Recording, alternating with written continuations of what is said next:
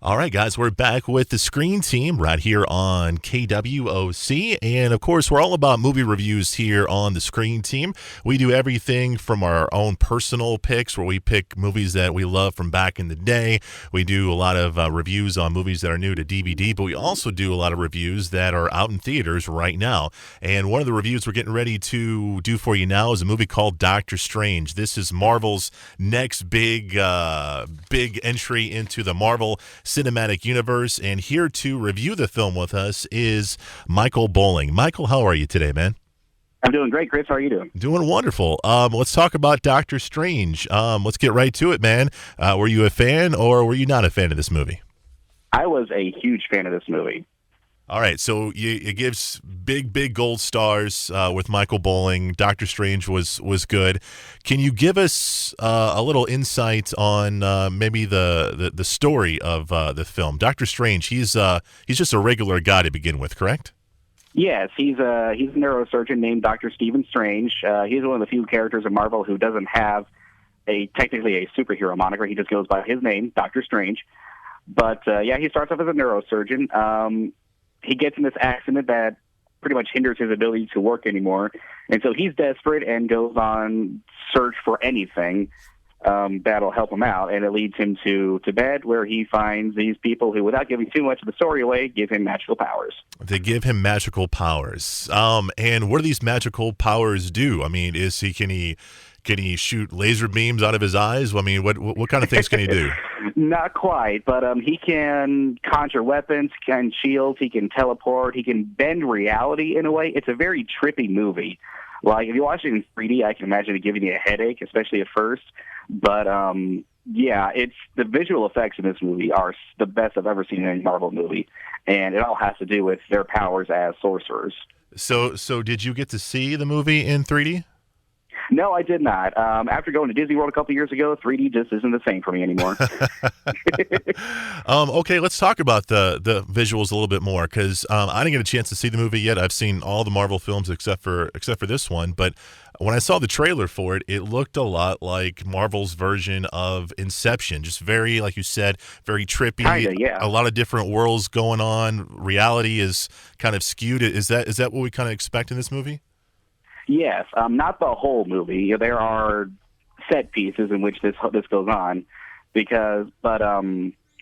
definitely happens several times. It's almost like you're looking at it through a kaleidoscope. I have no idea. That is some impressive editing skills. I have no idea how they did it, but it looks amazing, and it's just awesome to look at.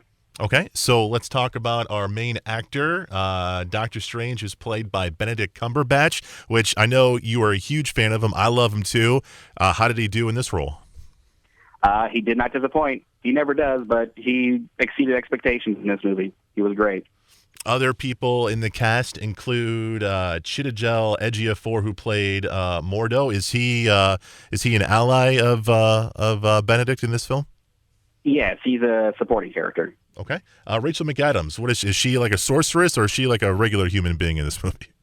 She is one of Dr. Stephen Strange's medical proteges, so she's just a doctor. No magical abilities, but she also kind of sort of acts as a love interest, but not really. They don't really play. The relationship does not play as big a role in this movie as maybe in the other Marvel movies, which I appreciated. It's a little bit of a change of pace, but she kind of acts as Stephen's moral compass, whereas he's a little bit self-inflated and egotistic. She's kind of his anchor to reality and to humility and things like that. Okay, and from the trailers, it looks like that Benedict gets taught the ways of the worlds and the ways of the magic from the character, the Ancient One, played by Tilda Swinton. Is that right? Yes, that's correct. Okay, and how did Tilda do in this film?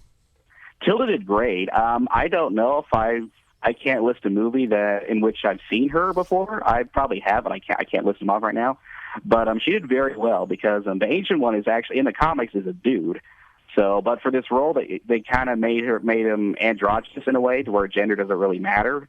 But Tilda did very, very well as the Ancient One. I was not disappointed. All right, so let's talk about this really quickly here, Michael. If you haven't seen any of the other Marvel films, can you go and see this film and understand it and enjoy it?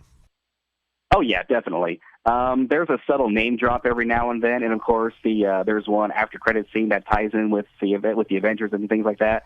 But for the most part, it's almost its own standalone movie with just a few references here and there. But yeah, you can definitely go see this without having seen the other ones. Okay, and I'm assuming because you liked it, if you're a fan of Marvel, you're definitely going to get into this one and enjoy it as well, right? Oh, definitely, yeah. It is, in my opinion, it's the best Marvel movie since Guardians of the Galaxy, which that was a big hit last year. So, yeah, it's definitely one of Marvel's best. Okay, and finally, without giving anything away, are there good Easter eggs and good post-credit scenes that people need to check out in this film? They're not as groundbreaking as some other after-credit scenes have been, but they are.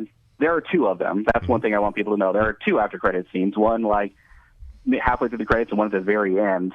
The second one, the first one is just kind of for entertainment value. It's just, oh, looky there. That's pretty neat. Right. The second one kind of hints as to what's going to happen in future Marvel movies. So the second one is more important than the first, but they're both, must-watches. Great. Sounds great. The movie's called Doctor Strange, and you can find it at a theater near you. Michael, appreciate your time as always, my friend.